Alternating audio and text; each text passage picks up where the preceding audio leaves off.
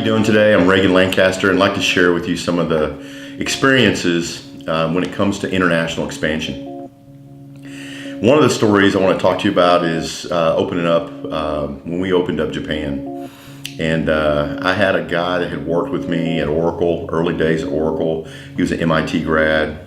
He had a Harvard MBA, super smart guy, incredibly hardworking guy. He was on his way to the top, moving up in every job we had together. He spoke fluent Japanese. And as we did business with Japanese multinationals here in the United States with pilot programs, and they wanted to take them back to Japan, we built an office there. And we spent a lot of money. We spent millions and millions of dollars. I think we'd spent around $70 million, and there weren't a lot of returns coming back. Quarter after quarter, we sat through forecast calls and really nothing had changed, and there was no real progress in any activity. So I started going over there and flying over there and meeting with some of the companies we had done business with, Toshiba, Karen Beer, some of these companies, and presented to them and told them what we were doing in the United States and how we've been successful with our customers and how it translated into Japan, and they invited me out to dinner. And kind of how business works over there is that they really want to get to know who you are. They want to build a business relationship with you.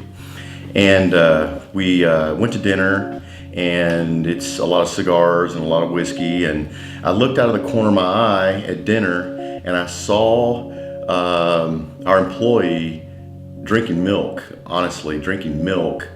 and it just looked like a tight suit. And it really was uncomfortable. And the Japanese guys were really offended by that because it didn't fit into their culture. They wanted to get to know us and everything. And that was the aha moment when I figured out this is what we're missing in Japan. And so I changed up some of our employees and moved people around and hired a Japanese guy. When you go to Japan, a lot of times you'll have to deal, as a small company, you'll have to deal with someone like Sumitomo Trading or Nippon as a front. They basically introduce you to all the big companies, and they take a cut of what you're selling, your revenue. You can do it with PwC, you can do it with IBM. There's several different big players, Japanese companies, as you go over there. But anyways, that's some of the learnings. Europe, crazy stuff there too. I hired an Italian guy, I hired a Brit, I hired a German, and all the things you hear about all the countries and animosity towards one another, it's all true. The Italians, everyone thinks they're lazy and they don't want to get along with them. The French don't like the Germans. No one likes the Brits.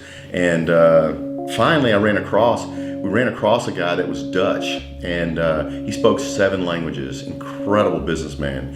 And the more and more I got to spend, I have an office in Belgium, and spending time there, the Dutch people are just incredible businessmen, and they get along with everybody. They've been conquered so many times, but they speak all the languages. They're great business guys, and that really helped us out. But I hope this helps you, but there's a lot of lessons to be learned from international expansion. Thank you, and good selling.